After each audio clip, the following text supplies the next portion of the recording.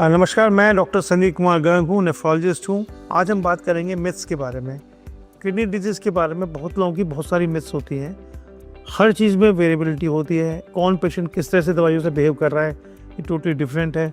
इसलिए जो पहला मिथ है कि किडनी डिजीज़ है तो पानी खूब पिएं, ऐसा ज़रूरी नहीं है। अनावश्यक रूप से पानी ना पिएं अगर आपको किडनी रोग है। इसके अलावा कुछ लोग कहते हैं पानी कम से कम पिएं, तो वो भी ऐसा भी नहीं है। पानी एक आवश्यक चीज़ है शरीर के लिए, शरीर की संरचना के लिए। और कोशिश करें पानी को नापें, पेशाब आपको कितना हो रहा है उसको नापें, ताकि डॉक्टर भी एक आपको सोच समझ के बता सके कितना पानी पीना चाहिए और कितना आपको पेशाब आना चाहिए। सेकंड कॉमन मिथ है कि शुगर पेशेंट को ही किडनी खराब होती है, ऐसा नहीं है। शुगर के अलावा diabetes, blood pressure, calculus disease, chronic pain killer intake, ये भी कारण हैं जिनकी वजह से किडनी कमज़ोर होती है। कभी कभी ओल्ड एज में सिस्ट बन जाता है किडनी में, उसकी से किडनी खराब होती है। तो कृपया करें अपनी जांच कराते रहें और सतर्क रहें। अनदर एक कॉमन मिथ है कि डायलिसिस अगर किसी करा ली तो बार बार करानी पड़ेगी, और अगर एक बार पेशेंट ने करानी शुरू कर दी तो अल्टीमेटली डेथ होनी है। तो ऐसा नहीं है। किडनी डिजीज़ को ब्रॉडली दो पार्टों में डिवाइड कर सकते हैं, एक टेम्परेरी किडनी फेलियर, एक परमानेंट किडनी फेलियर।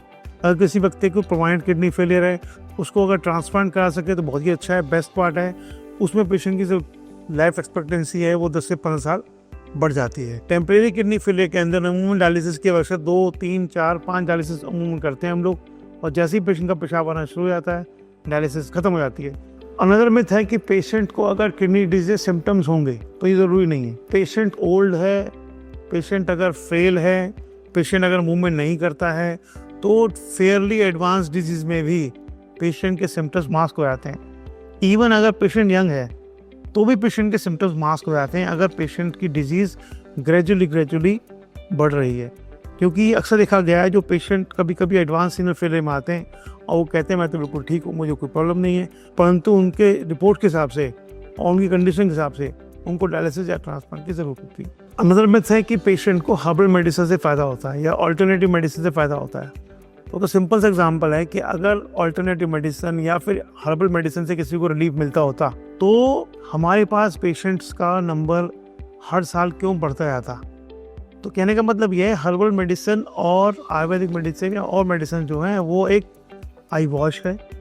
ऐसे पेशेंट जो कि प्रूवन किडनी डिजीज के हैं वो कभी ठीक नहीं होते हैं। अब जो मैंने मिथ्स आपको गिनाए इनको ध्यान से सोचें और इनके बारे में मनन करें, क्योंकि अगर आप इन मिथ्स को अपने दिमाग में बना के रखेंगे तो अपनी किडनी हेल्थ का नुकसान कर लेंगे। तो कृपया करके मिथ्स को याद रखें। थैंक यू, नमस्कार।